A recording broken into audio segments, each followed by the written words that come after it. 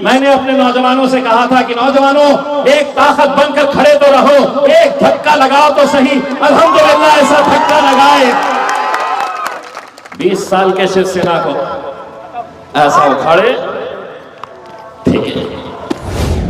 खुद चिराग बनकर जल वक्त के अंधेरों में भीख के उजालों से रोशनी नहीं होती।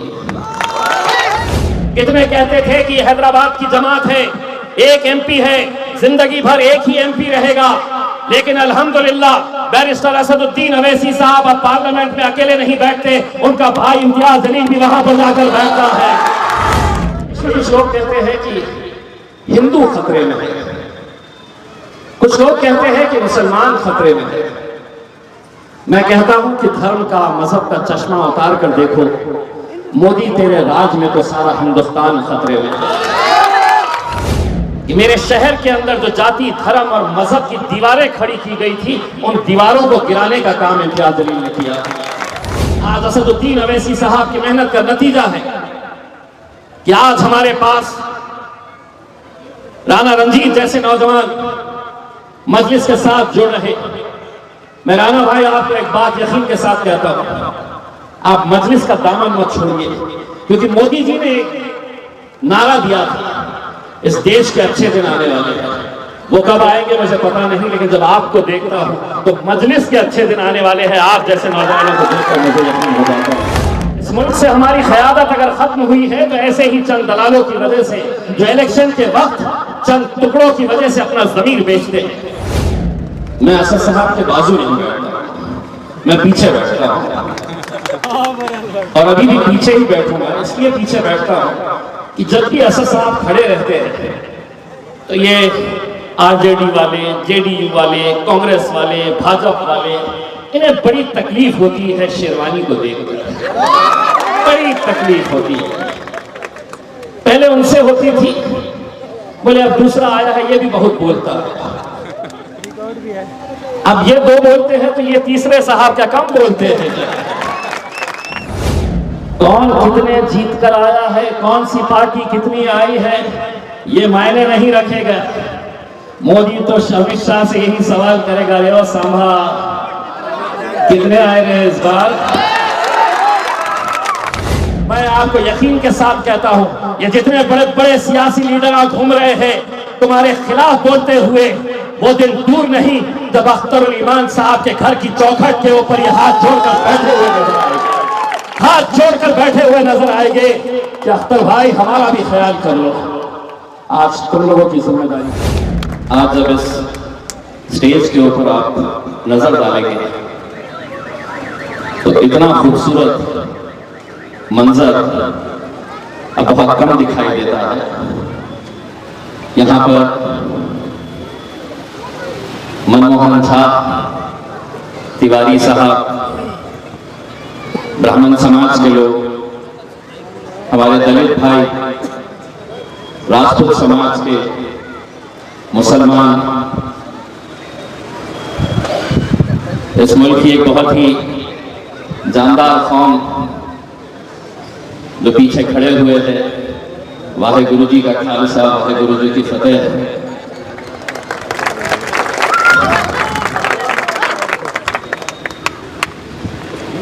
मेरे ख्वाबों का भारत, मेरे ख्वाबों का मुल्क कैसा होना चाहिए, कोई ऐसा होना चाहिए। मैं आज आप लोगों के बीच, मैं कोई वोट मांगने के लिए नहीं आया हूं, मैं आपसे एक सवाल पूछने के लिए आया हूं। क्या आप बैरिस्टर असदुद्दीन अवैसी साहब से मोहब्बत करते हैं? सही बताइए, क्या आप सही मानों में बैरिस्टर असदुद्दीन अवैसी साहब से मोहब्बत करते हैं? अगर आप बैरिस्टर असदुद्दीन अवैसी साहब से मोहब्बत करते हैं तो असदुद्दीन अवैसी साहब के ख्वाबों की ताबीर राणा रंजीत सिंह है। वो ख्वाब जो पिछले कई सालों से असदुद्दीन अवैसी साहब देखते आ रहे, अकेले दौड़ते आ रहे, न दिन देखते हैं न रात देखते हैं, घंटों सड़क के ऊपर इस शहर से उस शहर सुबह 7 बजे उठ के पदयात्रा करने के लिए निकल जाते हैं। तपती हुई धूप में कभी बिहार चले आते हैं, कभी औरंगाबाद चले आते हैं। उनका एक ख्वाब है कि इस मुल्क के अंदर हम अपनी क़यादत खड़े करें। और आज जब मैं ये हमारे राणा भाई के लिए जब मैं यहाँ पर आया और आप लोगों की मोहब्बत उनके लिए देखी, मैं राणा साहब आपको सैल्यूट इसलिए करना चाहूंगा, आप चाहते तो किसी और पार्टी में भी जा सकते थे, वहां पे आपको ओहदा मिल सकता था, इलेक्शन लड़ने के लिए पैसे मिल सकते थे, लेकिन ये मोहब्बत पैसों से मिलती नहीं है, ये पैसों से नहीं मिलती है। ये मोहब्बत अगर कहीं मिलेगी आपको तो मजलिस इत्तेहाद और मुस्लिमीन के अंदर मिलेगी। और यकीनन अख्तर भाई ने भी बिल्कुल सही कहा, आदिल भाई ने भी सही कहा है, ये दीवानों की जमात है साहब, ये जुनूनियों की जमात है। इतने घंटे तक यहां पर बैठे रहना, कोई एक शख्स यहां पर ये नहीं कह सकता। दूसरी सियासी जमातों में, सियासी पार्टी में इतने सारे लोगों को इकट्ठा करने के लिए गाड़ियां भेजना पड़ता है, पैसे देने पड़ते हैं, तब जाकर वो घंटा 2 घंटा बैठते हैं। मैं यकीन के साथ कह सकता हूं किसी एक शख्स के लिए गाड़ी नहीं भेजी गई है और किसी एक शख्स के ऊपर 1 रुपया भी खर्च नहीं किया गया है। ये सिर्फ बैरिस्टर असदुद्दीन अवैसी साहब की मोहब्बत में बैठे हैं। 13 तारीख के दिन मेरा इलेक्शन हुआ, अल्हम्दुलिल्लाह वहां के बुजुर्ग नौजवान, मेरी माएँ बहनें, अख्तर भाई खुद आए थे, आफ्ताब साहब आए थे, वहां पे सारी ताकतें जुड़ गई थी, पूरी ताकतें मिलकर एक साथ सिर्फ इस कोशिश के अंदर लगी हुई थी कि महाराष्ट्र का इकलौता एक मुसलमान एमपी, जो सिर्फ मुसलमानों का एमपी नहीं है बल्कि दलितों का, पिछड़ों का, मजलूमों का, उन सब की आवाज उठाने वाला, उसको शिकस्त देने के लिए, उसको हराने के लिए सारी राजनीतिक पार्टियां एक साथ मिलकर आ गई थी। लेकिन अल्हम्दुलिल्लाह जब आवाम तय कर लेती है, जब आवाम ये फैसला कर लेती है, तो फिर किसी और के आगे झोली फैलाने की जरूरत नहीं होती है। मैंने भी झोली फैलाया तो अपने रब के आगे झोली फैलाया मैंने, और नतीजा ये हुआ कि 13 तारीख के दिन जब इलेक्शन चल रहा था, किसी और का टेबल भी वहां पर नौजवानों ने लगने नहीं दिया कि नहीं हम इम्तियाज जलील को जिता कर लेकर आएंगे। दूसरे दिन मीडिया वाले आए और मुझसे पूछे, करीब 13 लाख वोट पड़े हैं, 13 लाख में से जो छोटे छोटे उम्मीदवार खड़े हुए हैं, जो कोई 1000 लेगा, 2000 लेगा, 3000 लेगा, 3 लाख निकल गए, उसमें से 10 लाख 3 उम्मीदवार, आपको कितना यकीन है कि आप जीतेंगे? 10 लाख में से आपको कितने वोट मिलेंगे? मैंने कहा 8 लाख।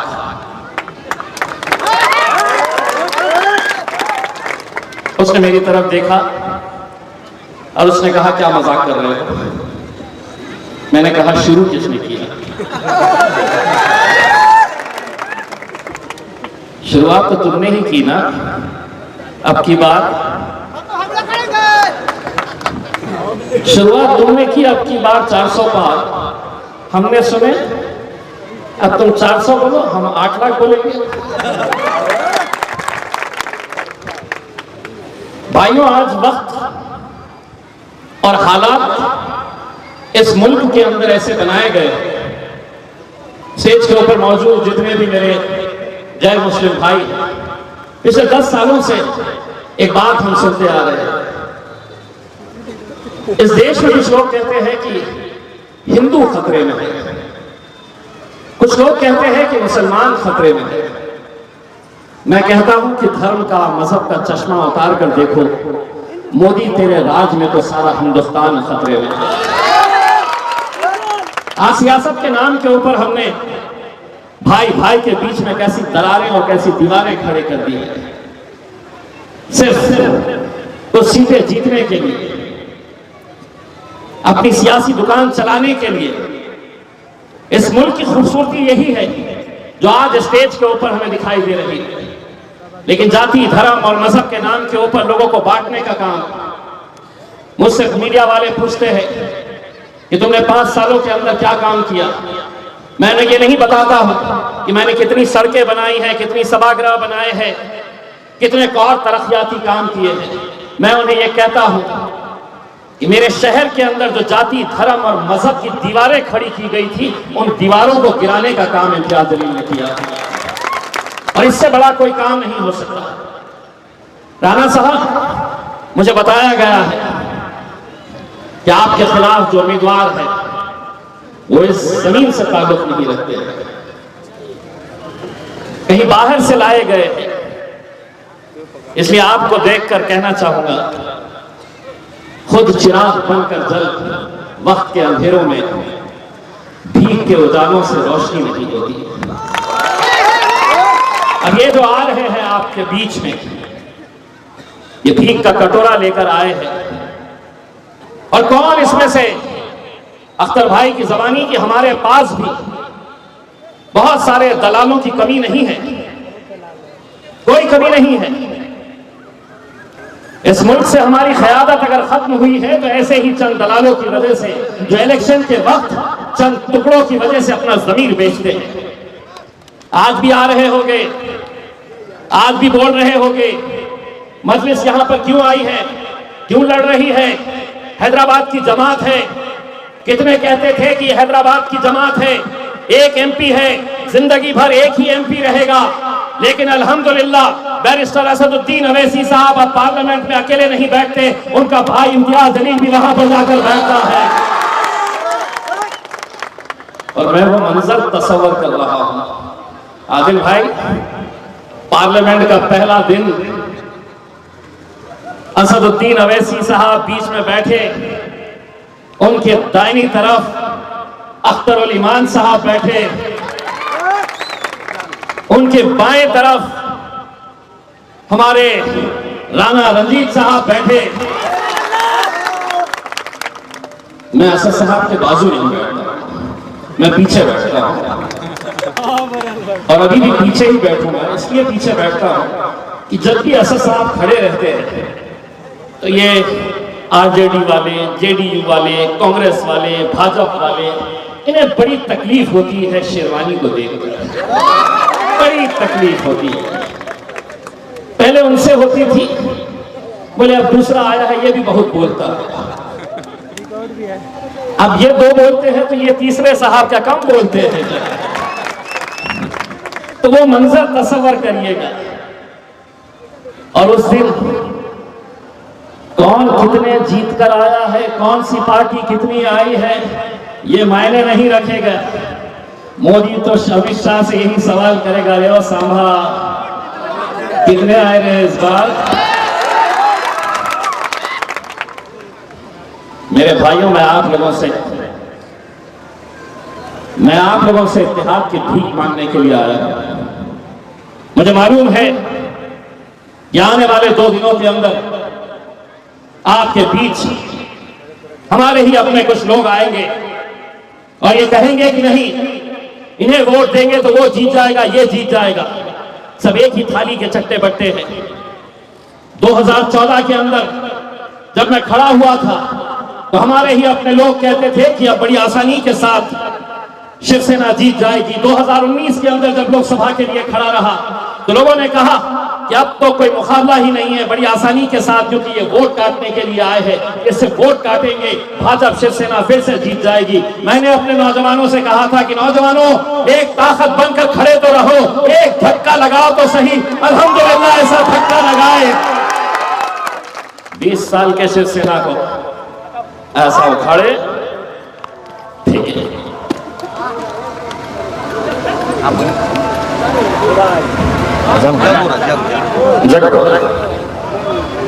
अभी है और अभी भी सारी की सारी ताकतें लगी हुई। 48 सीटें हैं, इकलौता एक इम्तियाज जलील, लेकिन वो भी हजम नहीं हो रहा। आज मुझे इस बात की खुशी है कि आज से 10 साल पहले जिस जमात को देखने का नजरिया लोगों का था, आज असदुद्दीन अवैसी साहब की मेहनत का नतीजा है कि आज हमारे पास राणा रंजीत जैसे नौजवान मजलिस के साथ जुड़ रहे। मैं राणा भाई आपको एक बात यकीन के साथ कहता हूं, आप मजलिस का दामन मत छोड़िए, क्योंकि मोदी जी ने एक नारा दिया था, इस देश के अच्छे दिन आने वाले हैं। वो कब आएंगे मुझे पता नहीं, लेकिन जब आपको देखता हूं तो मजलिस के अच्छे दिन आने वाले हैं। आप जैसे नौजवानों को देखकर मुझे यकीन हो जाता है, क्योंकि आज जिस खूबसूरत गुलदस्ता इस मुल्क का हमने यहां पर सजा के रखा है, अगर हम कंधे से कंधा लगाकर एक दूसरे के साथ खड़े नहीं रहे, वरना इस मुल्क की सियासत ने हमें तो सिर्फ बांटने का काम किया, हमें से तोड़ने का काम कर रही है। आज उन्हें इस बात की तकलीफ है, अगर हम गूंगे रहते, हम मुक्के रहते, हम बोलने वाले नहीं रहते, तो शायद हमारी मुखालिफत इतनी नहीं होती। अमित शाह साहब आए थे मेरे शहर औरंगाबाद में चुनावी प्रचार के लिए, और अपने भाषण के अंदर कहा कि दिल्ली में मुझसे पूछते हैं कि इस शहर का सांसद कौन है, अब वक्त आया है कि इसको मजलिस को यहां से उखाड़ कर फेंकना है, यहां पे कमल को खिलाना है और यहां से दिल्ली को भेजना है। अमित शाह साहब का भाषण, मैं 1.5 महीना उनसे पूछते रह गया, कौन आ रहा है मेरे को उखाड़ के फेंकने के लिए, बता। कोई नहीं आया, कोई उम्मीदवार ही नहीं मिला। बेचारे एकनाथ शिंदे साहब महाराष्ट्र के मुख्यमंत्री जा रहे थे, उनको बुलाया, बोले ले मैं तो वहां पे जीत नहीं सकता, तू लड़ ले। उनके गले में बांध दिए। लेकिन इतना मैं आपको यकीन के साथ कह सकता हूं, जैसा हमारे एक आदिल भाई ने कहा है, आपको यह समझकर चलना है कि आपका उम्मीदवार जो है वो राणा रंजीत सिंह नहीं है। आप ये समझ के 25 तारीख के दिन जब वोट डालने के लिए जाना, 9 नंबर के ऊपर जब आप मोहर लगाएंगे, पतंग की निशानी के ऊपर मोहर लगाएंगे, तो इस राणा के चेहरे के अंदर असदुद्दीन अवैसी साहब को देखना मिलेगा। ये देखना कि मैं अगर यहां पर राणा को मजबूत करूंगा तो पार्लियामेंट के अंदर मेरे कायद बैरिस्टर असदुद्दीन अवैसी साहब को ताकत मिलेगी। मैं जब पार्लियामेंट नहीं गया, अकेले असद साहब को देखता था, मेरे मन में एक सवाल आता था कि एक अकेला एमपी, 542 सामने बैठे हुए एमपी अलग अलग पार्टियों के, जो तुम्हें सिर्फ नफरत की नजर से देखते हैं कि ये चुनकर कैसा आया है, क्योंकि इसकी कौम को तो हमने सिर्फ एक रबर स्टैंप बनाकर रखा है कि हम 5 साल के बाद आएंगे, तुमसे कहेंगे वोट देना, तुम वोट देते रहना, हम हुकूमत करेंगे, हम सत्ता में जाएंगे, हम एमपी बनेंगे। ये कैसे चुनकर आ गया? जब असद साहब को मैं बाहर से देखता था तो मुझे ये एहसास होता था कि इस शख्स को इतनी हिम्मत कहां से मिलती है। जब मैं अंदर गया, उनके बाजू बैठा जाकर, तब मुझे ये एहसास हुआ, मेरे कायद बैरिस्टर असदुद्दीन अवैसी साहब को अगर कहीं से ताकत मिलती है तो यहां से ताकत मिलती है। मेरे भाई, आप लोगों से ताकत मिलती है। यहां पर अगर आप ताकतवर रहेंगे, आप मजबूत रहेंगे, हमारा सर शर्म से झुकने मत दो मेरे भाई, हमारा सर शर्म से झुकने मत दो। हिंदुस्तान के अंदर 2019 में महज 3 सीटें हमने लड़े थे पूरे हिंदुस्तान में, 3 सीटें। फिर इल्जाम लगाया जाता है कि नहीं, ये भारतीय जनता पार्टी को जिताने के लिए, इनकी मदद करने के लिए खड़े। 3 सीटें 543 में से। हैदराबाद जीते, औरंगाबाद जीते, किशनगंज बिहार 3 लाख वोट लेकर, 3 लाख से ज्यादा वोट लेकर अख्तर भाई दूसरे नंबर के ऊपर रहे। आज हम पूरे मुल्क के अंदर चंद सीटें लड़ रहे हैं, बाकी सीटों के ऊपर आपको जो फैसला करना है कर लीजिए। आपके बीच में जब आपको दलाली करने के लिए, जब आपके पास पैसा लेकर आएंगे, आपको नुक्कड़ पे चौराहों पर यह समझाने की कोशिश करेंगे इन्हें वोट देंगे तो किसी और का फायदा होगा, सबकी सुनना। और उठते वक्त उनको बोलना कि इतने साल तक मैं तेरी सुनते आया था, अब मैंने तय किया है कि तू कितना भी बोल ले, मैं सिर्फ वतन को वोट दूंगा, मजलिस को वोट दूंगा, असदुद्दीन अवैसी को मजबूत करूंगा। भाइयों, क्या जरूरत है अख्तर भाई मेरे लिए औरंगाबाद, मैं आज राणा भाई के लिए यहां पर हम क्या हासिल करेंगे? मेरे भाई, जब तक हम अपनी क़यादत मजबूत नहीं करेंगे, जब तक कुछ ईमानदार लोग पार्लियामेंट के अंदर जाएंगे नहीं, जो सच्चाई का सामना नहीं करेंगे, वरना मुल्क के हालात तो मैं आपको लिख कर देता हूं, यकीन के साथ आपको मैं बताना चाहता हूं, 2024 के अंदर अगर इनकी हुकूमत आई भाजपा की, तो कैसे कैसे कानून लेकर आने वाले हैं, कैसे समाजों के बीच में, जाति धर्म और मजहब के बीच में बड़ी बड़ी दीवारें खड़े करने की जो कोशिश होने वाली है। उस वक्त ना कोई राजद का एमपी खड़े रहने वाला है, ना कोई जेडीयू का, ना कोई कांग्रेस का, ना एनसीपी का। अगर वहां पर नरेंद्र मोदी की आंखों में आंखें डालकर कोई खड़े रहने वाला है तो वो मेरा शायद बैरिस्टर असदुद्दीन अवैसी है। और उन्हें यही बात सताती है, यही तकलीफ उन्हें होती है कि ये कितना अकेला होने के बावजूद भी कैसा लड़ रहा है, सच्चाई के लिए लड़ रहा है। मेरे भाई, आज ये इलेक्शन सिर्फ एक इलेक्शन नहीं है कि तुम जाएंगे और किसी को वोट देकर आ जाएंगे। आज पूरा राजपूत समाज हमारी तरफ नजरें लगाए हुए है। उन्हें तुम्हें ये यकीन देना है, तुम्हें ये यकीन दिलाना है, और खास तौर से मैं मुसलमानों को ये कहना चाह रहा हूं, मुसलमान नौजवानों से, बुजुर्गों से ये कहना चाह रहा हूं, तुम्हें अपने राजपूत भाइयों को एक पैगाम देना है कि एक मर्तबा मुसलमान ने अपनी जबान दे दी तो अपनी जान चले जाए, लेकिन वो अपनी जबान से पीछे हटेगा नहीं। देंगे जबान, असद साहब को कामयाब करेंगे, असद साहब को मजबूत करेंगे। ये समझ लीजिएगा कि आज के बाद जितने भी नौजवान यहां पर बैठे हुए हैं, 2 दिन के लिए अपने अम्मी से, अपने दोस्तों से, अपने भाइयों से, सबसे कह दीजिएगा कि 2 दिन के लिए मैंने अपना नाम बदल चुका हूं। कोई असगर होगा, कोई रफीक होगा, कोई शफीक होगा, कोई हमीद होगा। 2 दिन के लिए तुम अपना नाम राणा रंजीत रख लेना। ये समझ के चलना कि ये इलेक्शन मैं लड़ रहा हूं, ये राणा नहीं लड़ रहे। दोस्तों, अगर बिहार मजबूत हुआ तो आपको इतना हम यकीन दिलाते हैं, ये सीट आप निकालिए। और भी हमारे कुछ अच्छे उम्मीदवार यहां पर बिहार में खड़े किए गए हैं जो बहुत ही मजबूती के साथ इलेक्शन लड़ रहे हैं। आप देखिए, अगर ये सीट अगर निकलती है तो अगले साल आपका विधानसभा का इलेक्शन होने वाला है। मैं आपको यकीन के साथ कहता हूं, ये जितने बड़े बड़े सियासी लीडर आप घूम रहे हैं तुम्हारे खिलाफ बोलते हुए, वो दिन दूर नहीं जब अख्तरुल ईमान साहब के घर की चौखट के ऊपर ये हाथ जोड़कर बैठे हुए नजर आएंगे, हाथ जोड़कर बैठे हुए नजर आएंगे कि अख्तर भाई हमारा भी ख्याल कर लो। आज तुम लोगों की जिम्मेदारी है, अपनी जिम्मेदारी बखूबी निभाओ मेरे भाई, और इंतजार करो।